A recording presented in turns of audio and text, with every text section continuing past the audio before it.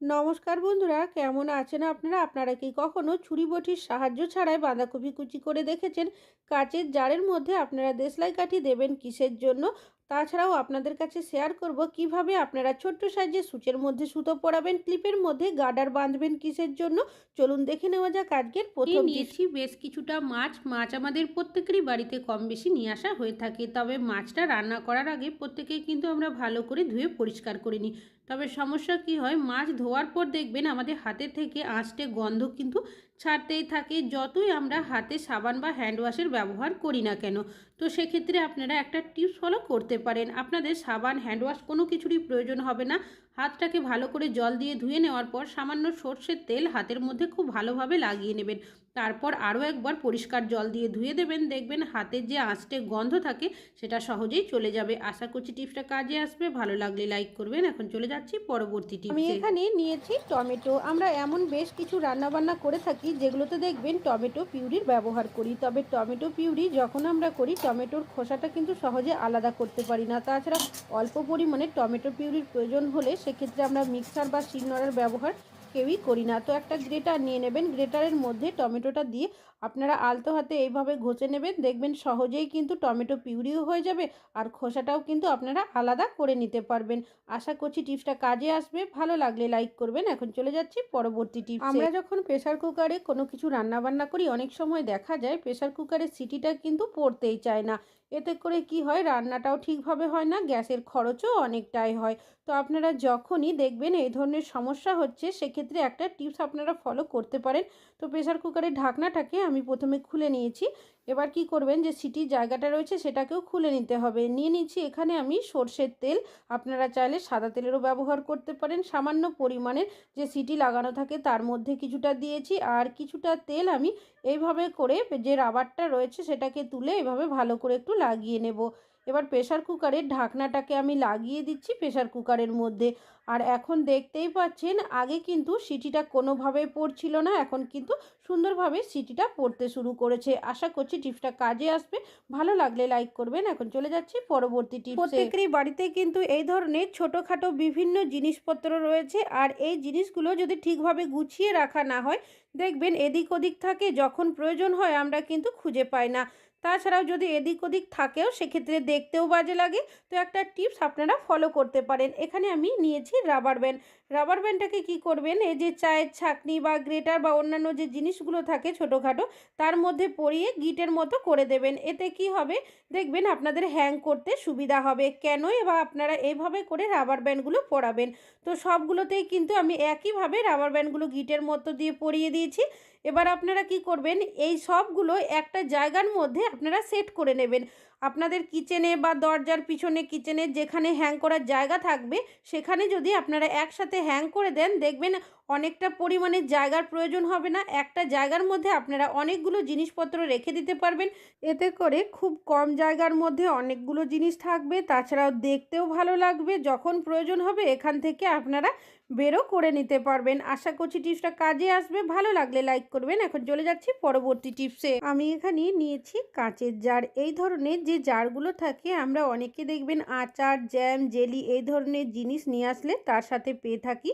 তবে এই জারগুলো আমরা ভালোভাবে পরিষ্কার করে আমাদের বিভিন্ন প্রয়োজনীয় জিনিসপত্র রেখে থাকি। তবে সমস্যাটা কি হয়, এই যে জারগুলো থাকে তার মধ্যে দেখবেন যে আচার, জ্যাম, জেলি যেটাই থাকুক না কেন, সেই গন্ধটা কিন্তু সহজে যেতে চায় না, যতই আমরা ভালোভাবে ধুয়ে পরিষ্কার করি না কেন। তো সেক্ষেত্রে আপনারা দেশলাই কাঠি 1 থেকে 2টো জ্বালিয়ে এইভাবে করে ঢাকনাটাকে লাগিয়ে রেখে দেবেন 2 থেকে 3 মিনিটের জন্য। এতে করে কি হবে, যে একটা আচার, জ্যাম, জেলির যে খাবারের গন্ধটা থাকে সেটা কিন্তু সহজেই চলে যাবে। তারপর আপনারা পরিষ্কার জল দিয়ে ধুয়ে ভালোভাবে কিন্তু ব্যবহার করতে পারবেন। আর কিন্তু আচার, জ্যাম, জেলির যে গন্ধই থাকুক না কেন, সেই গন্ধটা আর উঠবে না। আশা করছি টিপসটা কাজে আসবে। এখন চলে যাচ্ছি পরবর্তী টিপস। আমাদের অনেকেরই বাড়িতে ছোট বাচ্চারা রয়েছে, তারা দেখবেন আমাদের দেওয়ালের মধ্যে বা দরজার মধ্যে বিভিন্ন আঁকিবুকি এইভাবে করে আঁকতে থাকে। আর নেল পলিশ যদি কোনোভাবে ভালোভাবে শুকিয়ে যায় এই নেল পলিশের দাগ কিন্তু আমরা সহজে তুলতে পারি না। সেক্ষেত্রে আপনারা একটা টিপস ফলো করতে পারেন। আমাদের প্রত্যেকেরই বাড়িতে বডি স্প্রে বা সেন্ট রয়েছে, সামান্য পরিমাণে স্প্রে করে দেবেন। একটা সুতির কাপড়ের টুকরো বা তুলো নিয়ে নেবেন, সেটা দিয়ে আলতো হাতে ঘষে দিলেই দেখবেন আপনাদের শুকিয়ে যাওয়া নেল পলিশও কিন্তু সহজেই আপনারা তুলে নিতে পারবেন। আশা করছি টিপসটা কাজে আসবে। ভালো লাগলে লাইক করবেন। এখন চলে যাচ্ছি পরবর্তী টিপসে। আমরা প্রত্যেকটা মহিলারাই কিন্তু শাড়ি কম বেশি পরে থাকি, তবে শাড়ি যখন পরি শাড়ির কুচিতে বা পিন আপে দেখবেন আমরা সেফটি পিনের ব্যবহার করি। তাছাড়াও যখন সালোয়ার কামিজ পরি সালোয়ার কামিজের সাথে ওড়না আটকানোর জন্য অনেকে সেফটি পিনের ব্যবহার করি। তবে সেফটি পিন যখন কোনো জামা কাপড়ের মধ্যে আটকে দিই, কোনোভাবে যদি একটু টানাটানি যায়, সেক্ষেত্রে সেফটি পিনটা এমনভাবে আটকে যায় সহজে খুলতে পারি না। জোর করে যদি খুলতে যায় সেক্ষেত্রে দেখা যায় সেই জামা কাপড় অনেক সময় ছিঁড়ে যায়। তো আপনারা কি করবেন, যখনই সেফটি পিনের কোনো জামা কাপড়ের মধ্যে ব্যবহার করবেন, ওষুধের যে খালি প্যাকেটের ফয়েল পেপারের মতো যে অংশটা থাকে সেটা সেফটি পিনের মধ্যে সবার প্রথম পরিয়ে দেবেন। তারপর আপনারা সেফটি পিনটা যদি কোনো জামা কাপড়ের মধ্যে এইভাবে আটকে দেন, দেখবেন যতই টানাটানি যাক না কেন সহজে কিন্তু সেফটি পিনটা সেই জামা কাপড়ের মধ্যে আটকে যাবে না। যেহেতু এখানে ওষুধের খালি প্যাকেটের অংশটা রয়েছে, আশা করছি টিপসটা কাজে আসবে। ভালো লাগলে লাইক করবেন। এখন চলে যাচ্ছি পরবর্তী টিপসে। আমি এখানে নিয়েছি চার্জারের তার। অনেক সময় চার্জারগুলো যদি খারাপ হয়ে যায়, বেকারি তো পড়ে থাকে, তো সেখান থেকে একটা তারের অংশ আমি কেটে নেব। এবার তারটাকে আমি এইভাবে মুড়িয়ে নিয়েছি, ঠিক ইউয়ের মতো করে এটাকে মুড়িয়ে নিতে হবে। আর নিয়েছি এখানে আমি সেফটি পিন। সেফটি পিনের যে মাথার অংশটা রয়েছে তার মধ্যে আমি তারটাকে এভাবে চেপে ধরবো যাতে কোনোভাবে খুলে না যায়। আর নিয়েছি এখানে স্যালোটেপ। স্যালোটেপের সাহায্যে খুব ভালোভাবে তারের সাথে সেফটি পিনটাকে মুড়িয়ে দিতে হবে। তো এমনভাবে মোড়াবেন যাতে খুলে না আসে। এবার কি কাজে এটা ব্যবহার করবেন চলুন দেখে নেওয়া যাক। এখানে আমি নিয়েছি সুচ। আমরা যখন ছোট সাইজের সুচের মধ্যে সুতো পরাতে যাই সহজে পরাতে পারি না, বিশেষ করে বাড়িতে যদি বয়স্করা থাকে। সেক্ষেত্রে আপনারা এইভাবে একটা টুল বানিয়ে নেবেন। সবার প্রথম সুচটাকে তারের মধ্যে পরিয়ে দেবেন, তারপর তারের সুতোটাকে পরাবেন। তারপর সুচটাকে এইভাবে টেনে নিলেই দেখবেন ছোট্ট সাইজের সুচের মধ্যে খুব সহজে আপনারা সুতোটা পরিয়ে নিতে পারবেন।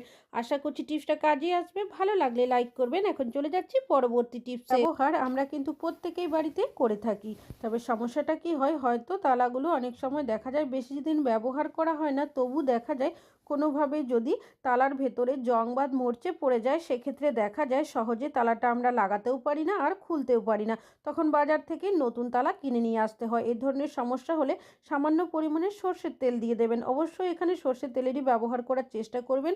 কিছুটা তেল আমি চাবির মধ্যেও লাগিয়ে নিয়েছি। এইভাবে করে আপনারা তেলটা দেওয়ার কিছু সেকেন্ড পর এরকম একটু নাড়াচাড়া করে নেবেন যাতে করে তেলটা ভালো মতো ভেতরে চলে যায়। তবে চাইলে 5 মিনিট যদি রেখে দেন সেক্ষেত্রে আরও ভালো দেখবেন কাজ হবে, যে জং বা মরচেটা থাকে সেটা সহজেই চলে যাবে। তো আমি কিছুবার এইভাবে চাবিটা দিয়ে একটু নাড়াচাড়া করে নিয়েছি।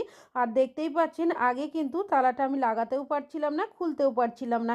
এখন কিন্তু জংটা অনেকটাই চলে গেছে। আশা করছি টিপসটা কাজে আসবে। ভালো লাগলে লাইক করবেন। এখন চলে যাচ্ছি পরবর্তী টিপস। আপনারা কি কখনো জামা কাপড় মেলার ক্লিপের মধ্যে রাবার লাগিয়ে দেখেছেন? কি হতে পারে এই ধরনের ক্লিপ আমরা প্রত্যেকেই জামা কাপড় মেলার জন্য ব্যবহার করে থাকি, তবে আজ কিন্তু একটা অন্যভাবে ব্যবহার করে দেখাবো। এখানে আমি 4টে রাবার নিয়েছি। একটা সাইডে 2টো রাবার ব্যান্ড এইভাবে করে ক্লিপের মধ্যে পেঁচিয়ে দেব। ঠিক একইভাবে উল্টো সাইডেও কিন্তু ক্লিপের মধ্যে রাবার ব্যান্ডটাকে পেঁচিয়ে দিতে হবে।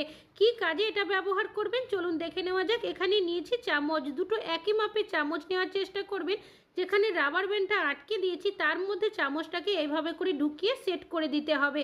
কিভাবে কাজটি করছি ভালোভাবে দেখলেই বুঝতে পারবেন। অনেক সময় দেখবেন আমাদের খাবার দাবার দেওয়ার জন্য আমরা চিমটের ব্যবহার করে থাকি, হাতের কাছে অনেক সময় চিমটে থাকে না বা হয়তো আছে খুঁজে পাচ্ছেন না, সেক্ষেত্রে এইভাবে কিন্তু খুব সহজেই বাড়িতে চিমটে বানিয়ে নিতে পারেন। আশা করছি আপনাদের টিপসটা কাজে আসবে। ভালো লাগলে অবশ্যই একটা লাইক করুন। বাঁধাকপি এখন প্রত্যেকেরই বাড়িতে কিন্তু কম বেশি নিয়ে আসা হয়ে থাকে। তবে বাঁধাকপি যখন আমরা কুচি করতে যাই সেক্ষেত্রে অনেকে দেখবেন হাত কেটে ফেলে, বিশেষ করে নতুন রাঁধুনি হয়ে থাকলে।